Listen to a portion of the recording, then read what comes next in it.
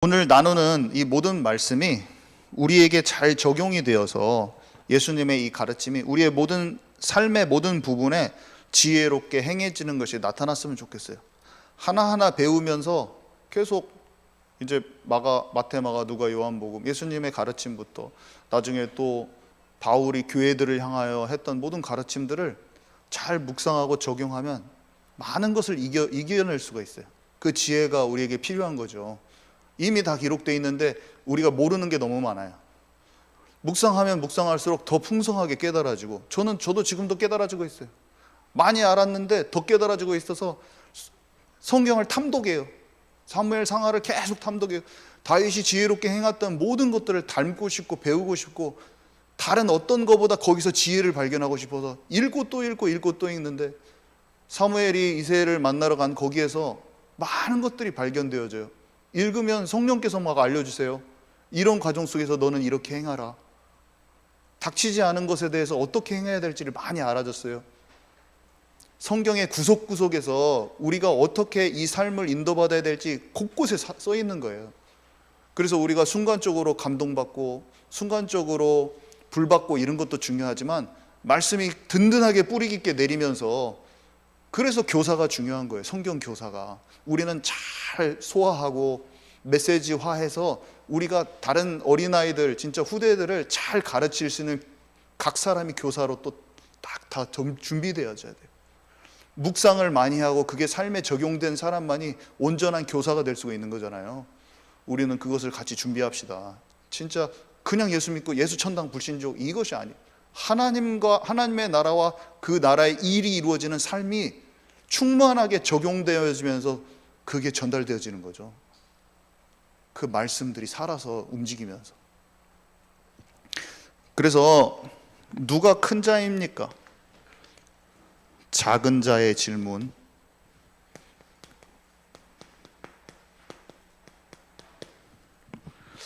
작은 자의 질문인데, 누가 큰 자입니까? 제자들이 큰 자가 되고 싶으면 제일 낮은 사람이 되어서 모든 사람을 섬기는 사람이 되어야 한다. 예수님이 이렇게 말씀하셨는데, 짐승들은 자꾸 서열 싸움을 하죠. 동물의 왕국 보면 원숭이들 봐도 꼭 한 명이 대장이 되어야 되더라고요. 세상은 약육강식과 권모술수. 요압이, 아브넬이라는 장군이 다윗 쪽으로 오려고 하니까, 요압이 군사령관이었거든요. 자기 자리가 약간 위태해지니까 바로 죽입니다. 다윗이 죽이지 말라고 했어요. 죽이지 말라고까지 했는데 쫓아가서 죽여버려요. 그 말이 하나님께서 다윗을 통해서 하는 말인지 알았는데 자기 그것이 놓쳐지는 게 더 두려웠어요. 그래서 행동으로 나와버렸어요. 근데 계속 그렇게 해버렸어요. 좀 다윗은 잘못하고 실수하고 하나님 뜻에 어긋나면 통회하고 잡아가는 심령으로 마음을 바꾸거든요. 그게 다윗의 특징이에요. 그래서 치유받지 않는 내면을 계속 치유해 나간 게 다윗의 특징이었거든요. 근데 요압이나 사울 왕의 특징은 뭐냐면, 귓가에 지금 선지자의 말이나 하나님이 원하시는 방향이 들려지고 있는데 바꾸지를 않아요. 자복하는 것도 안 나와요. 회개도 안 해요. 마음을 돌이키는 것도 계속 없어요. 계속 자기 마음대로 해버려요. 이게 큰 차이예요. 다윗이 완전했다 그 차이가 아니라, 완전했다 그게 아니라 실수가 똑같이 하고 더 극악무도한 실수를 할 때도 있어요, 다윗이. 근데 다윗은 깨닫지 못해서 그렇게 했어요. 하나님이 알려주시고 말씀이 조명됐을 때 어린아이와 같이 않으면 결단코 천국에 들어가지 못하리라. 항상 마음이 어린아이 같아. 왕인데 채통을 안 지켜요. 특징이 뭐냐면, 언약궤가 들어오니까, 언약궤는 하나님이 임재하시는 곳이잖아요.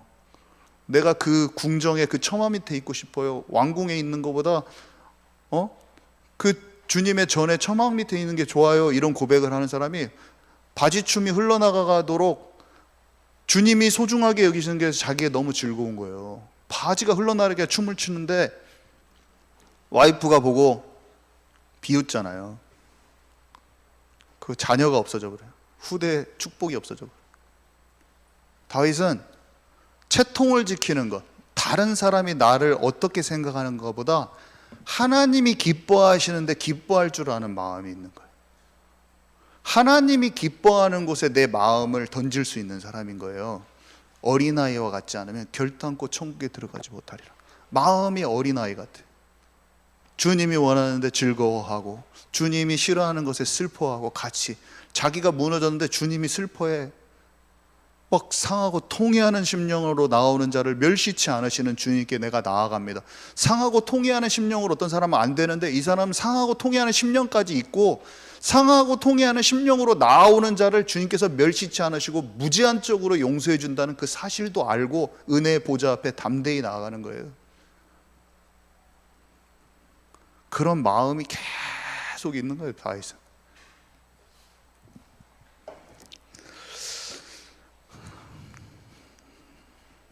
큰 자. 브리스길라 아굴라 부부는 자기가 옛날부터 마가다락방에서 먼저 있었다고 우기지 않습니다. 충분히 그러고도 남아요, 사람들은. 연륜이 있고 나이가 있고, 바울을 만났을 때 충분히 내가 이전에 어떻게 있었다고 말할 만해요. 충분히 말할 만해요. 근데 그냥 섬겼어요. 바울의 부르심을 알고 사도로서 그냥 존중해 줬어요. 나중에 더 늦게 믿었어요. 바울은 나중에 더 늦게 믿었어요. 내가 큰 자라고 우기지 않았어요. 쉬운 것 같지만 이게 쉬운 일이 아니에요. 이게 쉬운 것 같지만 절대로 쉽지 않아요. 자기의 자존심을 다 내려놔야 돼요. 내가 높아지기 쉬운 마음을 다 내려놔야 돼요. 쉽지 않아요. 하나님은, 우리는 사람 앞에 자꾸 다른 사람 앞에 내가 높은 사람이 되고 싶은 그런 성향이 있죠. 높은 사람이 되면 성공했다고 사람들이 보기도 하고. 근데 그래서 팀을 맡으면 내가 팀장을 하려고 하고, 남보다 뭔가 높은 위치에서 내가 의도적으로 움직이고 싶은 마음이 다분해요. 제 마음속에 봐도 다분해요, 그런 게. 근데 주님은 높은 위치에 있었던 것을 잘했다 하지 않으시고, 내게 맡겨진 분량을 잘 감당했는가를 보셔요. 그것을 보여요. 주님이 원하시는 것은 내가 원하는 그 위치에 잘 있었는가, 그거를 보셔요. 근데 우리는 남을 이겨 먹어야 돼. 내 자존심을 세워야 돼. 내가 큰 목소리를 내서 이겨야 돼. 근데 각자 위치에서 성령 인도를 잘 받았느냐가 하나님의 판단 기준이에요. 그러니까 사울 왕은 높은 자리에 있었지만 자기의 소견대로 했죠. 우리야는 낮은 자리에 있었지만 최고의 아름다운 충성의 열매를 맺었어요. 더 큰 자예요. 우리야가 사울 왕보다 훨씬 더 큰 자예요. 사울 왕은 왕이었고 이 사람은 다윗의 부하였지만 사울 왕보다 훨씬 더 큰 자였어요. 섬기는 자였어요. 자기 아내를 만나러 들어가지도 않았어요. 왕궁에서 다 싸우고 있다고, 전쟁하고 있다고 자기는 집에 들어가지도 않고 왕궁에서 잡니다. 그냥. 요나단이 있죠. 자기 자리가 왕 자리인데 자기 자리를 다윗한테 다 내줬어요. 큰 자예요. 너무너무나 큰 자예요. 요나단이 한 것은 그렇게 할 수 있을까? 대부분 다 못합니다. 대부분 다 못합니다. 다윗은 성전을 자기가 짓고 싶었을 거예요. 성전을 안 지어요. 성전을 준비만 해요. 성전을 짓는 것은 아들 몫이라고 그랬어요.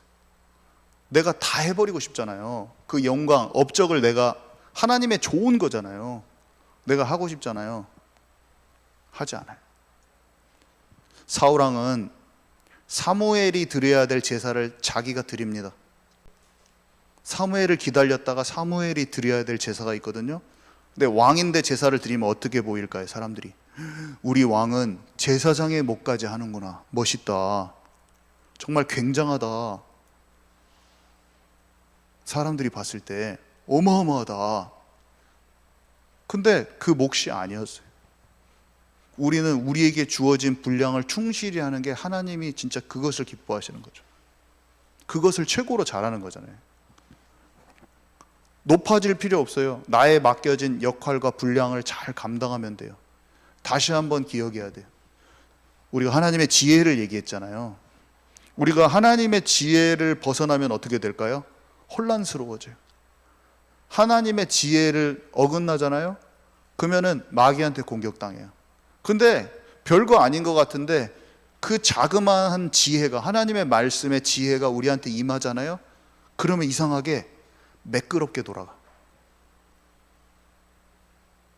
매끄럽게 영적으로 막힘을 만들지 않으면서 숨통을 끊지 않고 막힘없는 통로로 구석구석까지 피가 끝까지 잘 돌아가, 잘 들어가. 쫙 저 모세 혈관까지 쫙 들어가는 거예요.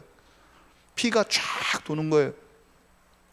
그리스도의 피가 교회 곳곳으로 저기 세물이란 것까지 팍팍 돌아야 되는데 우리가 자칫 뭔가를 내가 불통시킨다, 어떤 작은 거를 가지고 하나님 뜻대로 안 움직인다, 살짝 조금 움직인다, 그러면 그게 불통이 되는 거예요. 막히게 만드는 거예요. 우리는 이것을 하나님의 지혜, 말씀을 통해서 상황 속에서 나를 분별하여서 내 자아를 때로는 죽이고 때로는 도전해야 될 것을 힘있게 도전해 나가면서 그런 막혀진 데를 툭툭 열고 들어가야 돼요. 이게 전도를 막 한다 그거보다 훨씬 더 중요해요. 하나님의 지혜가 임한 사람이 분별력 있게 하나님의 나라의 일을 성취해 나가는 수많은 선택과 결단의 그 기로에서 하나님이 원하시는 대로 툭툭 빠질 때 빠지고 들어갈 때 들어가고 하나님이 움직이시는 대로, 하나님이 조종하시는 대로 마음껏 그렇게 움직이는 사람을 통해서 이루어지는 것인데, 교회에 중요한 제자들이, 리더십을 가진 제자들이 그렇게 움직일 수 있는 사람으로 10명이 된다? 정말 많은 사람을 담을 수 있는 그릇이 될 거예요. 예수님 한 명만 있어도 수만 명이 모이는데 우리가 예수님 같이 팀으로 5명, 10명이 진짜 하나님의 막힘없는 통로로 마음껏이 성령의 막힘없는 통로로 움직일 수 있는 몇 명이 팀을 이루면 어떻게 되겠어요? 하나님이 너무 귀하게 여기면서 그 교회에 영혼들을 보내주실 거예요. 여기에 내가 이 교회에 영혼들을 맡겼더니 든든하구나, 든든하다, 여기는 내가 맡겨주고 싶다. 우리는 지금 비록 완성은 안 됐지만 그렇게 인도받읍시다. 같이 그냥 그렇게 기도하면 될 것 같아요. 그렇게 기도하면서 말씀을 뜯어보면서 계속 말씀을 상고하고 하면 그런 내면의 그런 것들이 계속 치유되겠죠. 그러면서 계속 바꿔져 나가겠죠, 우리가. 그러면 좋은 그릇이 될 수 있을 것 같아요. 그래서 어린아이 같은 자는 그런 사람이에요. 순수하고 순전한 심령, 부드러운 마음, 하나님께 기꺼이 반응하는 심령, 고집 피우거나 자존심 부리지 않는 마음, 단단한 틀이 없고 그런 사람. 작은 한 사람에도 그의 천사가 있대요. 그의 천사. 우리는 사람을 보면 우리는 자칫, 하나님은 외모를 취하지 않고 중심을 보지만 우리는 사람이라 외모를 보고 굉장히 많이 판단합니다. 그래서 아이고, 이 사람은 이렇게 부족할까, 모자라게 보일까, 이렇게 약해 보이나, 우리가 그렇게 볼 수 있죠. 아직 생명이 들어갔지만 또 너무나 치유받지 못한 사람을 또 어떤 평가들을 할 수도 있고 하지만, 하나도 업신여기지 말라. 그 말은 하나님의 모든 백성은 우리 눈에 보기에는 굉장히 부족해 보일지 모르겠지만 하나님의 개별적인 특별한 관심을 다 받고 있는 어떤 절대적인 가치를 지닌 존재, 다 존귀한 존재인 거죠. 그러니까 우리가 생각하는 거랑 달라요. 생명 가진 사람 다 달라요. 자, 그리고 길 잃은 양이라고 그랬어요. 지금 제가 어디 하고 있는지 아시죠? 마태복음 18장 지금 계속 내용을 1절부터 계속 지금 마태복음 18장 내용이에요. 지금 이게 길 잃은 양, 만일 그를 찾으면 하나님께서 진짜 99마리 양보다 만일 그를 찾으면, 그 한 마리 양을 찾으면 정말 기뻐하신다, 이 내용이 있는데, 만일 찾는다는 말이 뭔가요? 이 말은 찾지 못할 양도 있다는 뜻인데 사실은 끝끝내 주인을 원망하고 불평하고 자기의 길을 고집하는 양은 못 찾기도 하죠. 찾을 수 없는 양이 있기도 하다는 말이에요. 만일 찾으면, 그 말은 애절한 주님의 음성을 외면하는 양도 있을 것이에요. 그렇지만 자신의 마음을 돌이켜가지고 진짜 하나님께 돌아오는 양은 하나님이 어떠한 대가를 치러서라도 찾으시고 기뻐할 것이다, 그 말이에요. 나중에 잘 읽어보시기 바랍니다. 그리고 그 다음에 작은 소자 한 명이라도 잃는 것은 하나님의 뜻이 아니라고 그랬어요.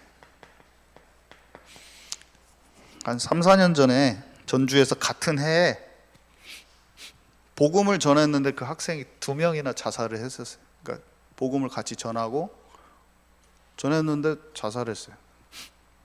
한 명 고등학생이고 한 명 20대 초반이었는데 마음이 너무 무너지더라고요. 제가 그 장례식도 가서 말씀을 전하는데 막 마음이 너무 안 좋아가지고 막 내 잘못은 아니지만 복음을 더 전했어야 되는데 못 전했다, 더 가서 내가 전했어야 되는데 막 그런 생각도 들고 막 마음이 너무 복잡했어요. 너무나 마음이 너무 아프더라고요.